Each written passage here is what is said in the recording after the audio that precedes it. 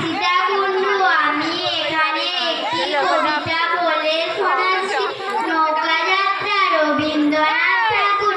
মধুমাঝির ওই যে নৌকাখানা বাঁধা আছে রাজগঞ্জের ঘাটে, কারো কোনো কাজে লাগছে না তো, বোঝাই করা আছে কেবল পাটে। আমায় যদি দেয় তারা নৌকাটি, আমি তবে 100টা দাঁড়াটি। পাল তুলেছি 4টে 5টা 6টা, মিথ্যে ঘুরে বেড়াই নাকো হাটে।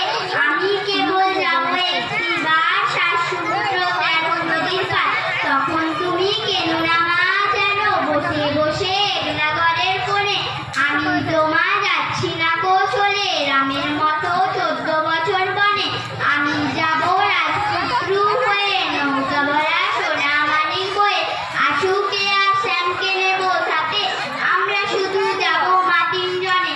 আমি কেবল যাবো একটিবার শ্বাসমূত্র 13 নদীর পার। ভোরের